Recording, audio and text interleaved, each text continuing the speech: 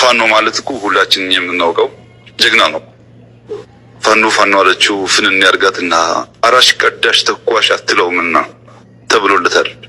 የፋኖን ጀግንነት አንክድም። ግን ፋኖ ምን አይነት ተግባር እያደረገ ነው ያለው?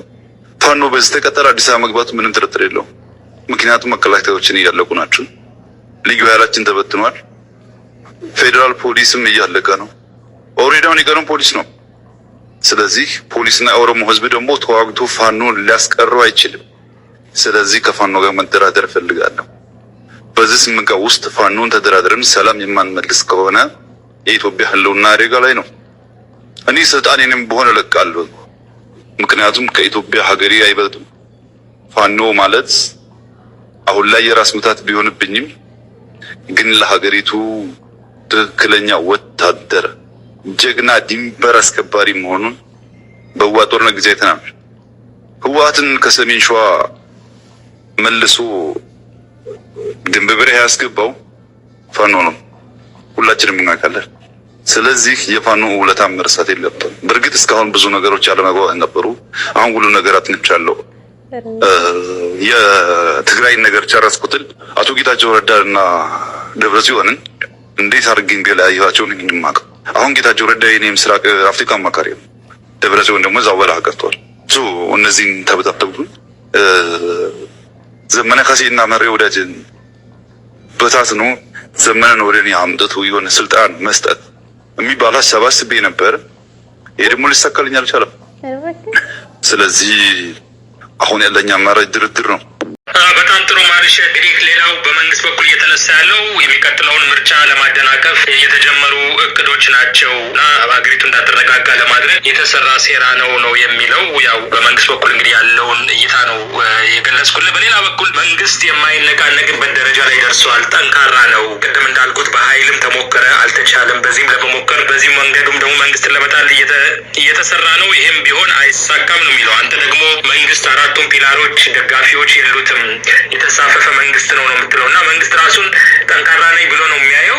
እንግዲህ በእናንተ በኩል ያለው እይታ ደግሞ ይኸው ነው። እንደው እስቲ አጠቃላይ ከፋኖ ትግል ጋር ላይ ያይዘው እና በቅርቡ ፋኖ ወደ አንድነት ለመምጣት በተለይ አራታችሁ እንቅስቃሴ ጀምራችሁ መግለጫዎችን አወጥታችኋል እና ከዛ በኋላ ያለው ሁኔታ ምን ይመስላል? ስርዓቱን ከፍተኛ የሆነ ጫና ውስጥ አስገብተነዋል፣ መደናገጥ ውስጥ አስገብተነዋል። እየተሰረካከሰ ነው በተግባር ከላይ እስከታች። አሁን እኛ ይህን ድርጅት በመመስረታችን የአብይ አህመድ ብቻ ሳይሆን የምስራቅ አፍሪካ አጠቃላይ የፖለቲካ ሁኔታ ተቀይሯል።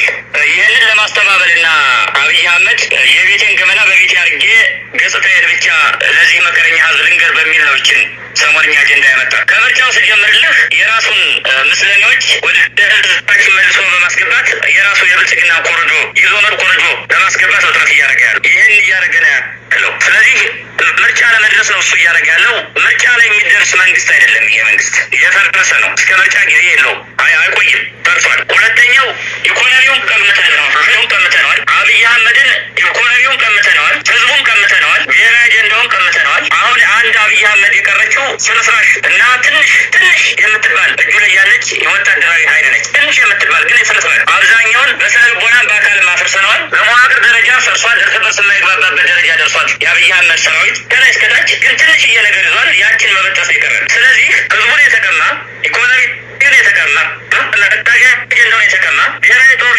ራሱን በብዙ ቴክኒክ ውስጥ ለማሳለፍ ጥረት እያደረገ ያለ የባብ መንገድ ለመጓዝ ጥረት እያደረገ ያለ ስብስብ ነው። ይህ ስብስብ ምርጫ ላይ ሳይደርስ ይበተናል። በቅርቡ እንበትነዋለን። ግን ማርሼት በመንግስት በኩል ደግሞ የሚባለው ነገር በጣም የተለየ ነው። አሁን ለምሳሌ ምስራቅ እዝ ዋና አዛዥ ሌተና ጀነራል መሐመድ ተሰማ ትናንት ባደረጉት ቃለ ምልልስ ላይ የሰሜን ጎጃም ዞን በወቅታዊ የልማትና የጸጥታ ስራዎች ዙሪያ ባህር ዳር ከተማ ላይ ውይይት አድርጎ ነበርና በዛ ላይ ምንድን ነው ያሉት? ጠላት በአሁኑ ሰዓት በሰራዊቱ በመመታቱ እየተዳከመ እየፈረሰ እና እየተበተነ ያለ ኃይል ነው። አደረጃጀቱ ፈርሷል። የሰው ኃይሉ የተኩስ አቅሙ አቅርቦቱና የአመራር አቅሙ ስለተመናመነበት በጣረሞት ላይ ይገኛል። ስለዚህ ይህን ልቅምቃሚ ኃይል የአካባቢው የጸጥታ አካላትና ህብረተሰቡ ተናበው በመስራት ማጥፋት እንደሚገባቸው አስገንዝበዋል ይላል ዘገባው በመከላከያ ፌስቡክ ላይ የቀረበው ማለት ነው። እና አሁን እናንተ ደግሞ እንደምትሉት መከላከያ ተዳክሟል፣ እሱ ደግሞ እናንተ ተዳክማቸዋል። ልጠፉ ነው፣ መለቃቀም ነው የቀረው ነው የሚለውና እንዴት እናስታርቀው እነዚህ ሁለት ነገሮች? ህዝቡ እኮ ፋኖ ነው። በመጀመሪያ ፋሲል ፋኖን ሰብስቦ እኮ ነው ፋኖ ተዳክሟል የሚል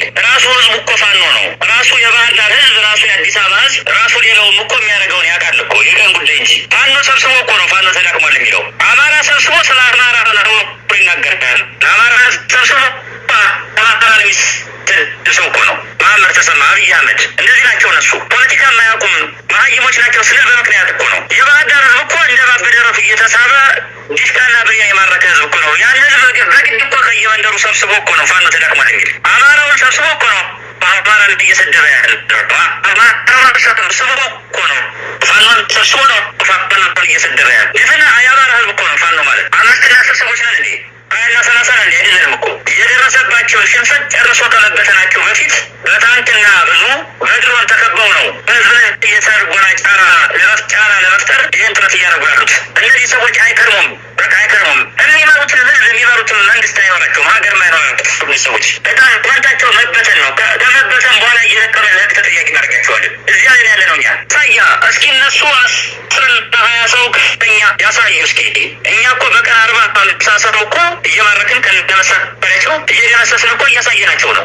እየከዳ እየመጣ እኮ ለትዝብት እያሳየን እኮ ነው። አሁ ግን በቅርቡ ደግሞ እጃቸው የሰጡ የፋኖ አመራሮችም እና ታጣቂዎችም አሉ በተለያዩ አካባቢዎች ማርሽ። እነሱ ፋኖ አይደሉም ሲጀመር እጅ የነጻነት ጥፍል በደሞ የሚቆርጥ ጀግና እንጂ ስናይፐር ተሸክሞ በ1 ሚሊዮን ብር በ100 ተራሮ ለጠላት እጅ የሚሰጣለን ፋኖ አይደለም። እንደዚህ አይነት ፋኖ የለም። መጀመሪያም ሲመጣ ፋኖ አልነበረም፣ ሂደቱ ላይ ፋኖ አልነበረም፣ መጨረሻ ላይ የሚፈልገውን ግብ አሳክቷል። ፋኖ አልነበረም። ስለዚህ እነዚህን ሰዎች የራሳቸውን ሰዎች የእነሱን በጫካ የሚኖሩ እነሱ ሰዎች ተጠቅመው ነው ፋኖን በትን ነው የሚሉ። ሞቻችን የጠየቁት ጥያቄ የሚገዛን መንግስት፣ ሀገሪቱን የተቆናጠጣት መንግስት በቂ የሆነ ደሞዝ ይክፈለን የሚል ጥያቄ እየጠየቁ ነው። ይህ ጥያቄ ደግሞ የጠየቁት ለቤተ ክርስቲያን አይደለም፣ ለኢትዮጵያ ሕዝብ አይደለም፣ ለሰብአዊ መብት ኮሚሽን አይደለም፣ በብሔራዊ ባንኩ ለሚያዘዘው አካል ነው የጠየቁት። ብሔራዊ ባንኩ የሚያዘዘው አካል ፓርክና መዋኛ ገንዳ መንሸራተቻ ለመስራት $10 ቢሊዮን እያወጣ 20 እና 25 ዓመት እንደ ሻማ ቀልጦ ለተማረ የድሃ ልጅ ደሞዝ ሲጠየቅ ግን ፖለቲካ የሚሆንበት ምክንያት የለውም። አንድ መንግስት የሚቆምበት 4 መሰረታዊ ፒላር አለው። የመጀመሪያው መሰረታዊ ፒላር ህዝብ ነው። ህዝብ አንድ ምሰሶ ነው ለአንድ መንግስት። ሁለተኛው ኢኮኖሚ ነው። ሶስተኛው ወታደር ነው። አራተኛው ራሱ መንግስቱ ያመጣው ርዕዮተ ዓለሙ ነው። የአብይ አህመድ መንግስት 4ቱም መሰረታዊ ምሰሶ የለውም። ያለ ምሰሶ አየር ላይ የተንሳፈፈ ስርዓት ነው። ስለዚህ ከህዝብ የወጡ የድሃ ልጆች መልሰው ህዝብን ለማገልገል ያስችላቸው ዘንድ ደሞዝ ይከፈለን ብለው ሲጠይቁ ፖለቲካዊ ትርጉም ሰጥቶ መደብደብና ማሰር አስፈላጊ አይደለም። ምናልባት ዛሬ አብይ አህመድ ቢባል አምባገነን መሪ ይደበድባቸው ያስራቸው ይሆናል። እኛ አብይ አህመድን ፈንቅለን ነገ ስለምንገነባው ሆስፒታል ስለምንገነባው ሚሊዮን ዶክተር እንዴት በእንክብካቤ እንደምንይዛቸው ነው እኛ የምናስበው። ቀደም ሲል እንደነገርኩህ በቁጥርም በጥራትም ስለሚያንስል እንደ ሀገር። ስለዚህ የህዝብን ጥያቄ ይሄ የህዝብ ጥያቄ ነው። በነገራችን ላይ የህዝብን ጥያቄ ረግጦ የህዝብ ጉሮሮ ቆሞ ፖለቲካዊ ትርጉም ሰጥቶ እንደፈለጉ በካልቾ መምጣት አይቻልም። ሁለተኛው ምንጊዜም አብይ አህመድ ከኢኮኖሚ ተርታ እየወጣ ያለበት ሁኔታ ታስታውሳላችሁ፣ ታውቃላችሁ።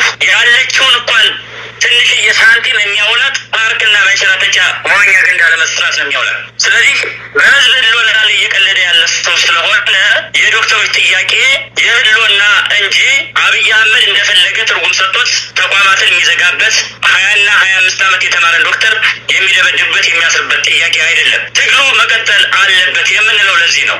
ማርሸት ተበድሎ አይደለም፣ ደመነ ካሴ ተበድሎ አለ የሚወጣው ወይም መሪ ወዳጆ ወይም ሌላው አማራ ብቻውን። ሀገሪቱ ሀገርን መምራት በማያስችሉ ሰዎች እጅ ነች። እነዚህን ሀገር መምራት የማይችሉ ሰዎች መፈንገል አለብን። ለሀገር የሚጠቅም መንግስት፣ ለሀገር የሚጠቅም መሪ ማምጣት አለብን። ለኢትዮጵያ የትግላችን ስታንድ ይሄ ነው። የእርስ በርስ መጠፋፋት፣ ገዳይና ሟች መሆን፣ ድህነት፣ ተፈናቃይነት፣ ሲቪል ዋር ይሄ ሁሉ የወለደው ምንድነው ካልከኝ መሀይሞች ሀገር መሪ በመሆናቸው ነው። ጦርነትን ብቸኛ የፖለቲካ ማስፈጸሚያ አድርጎ የተቀመጠ ሰው ነጭ ጋዋን የለበሰም ጥቁር ጋዋን የለበሰም ሞፈር ቀንበር የተሸከመም ሰው ቢጠይቀው ጥያቄ ምታና ግደለው የሚል ነው መልሱ። ስለዚህ ዶክተሮች ላይ የተሰጠው ትርጉም እና አብይ አህመድ የሰጠው ትርጉም ፍጹም ተቃራኒና ውሸት ነው። እንደነገርኩህ 4 ሀገር የምትቆምበት 4 መንግስት የሚቆምበት መሰረታዊ ፒላር የለውም አብይ።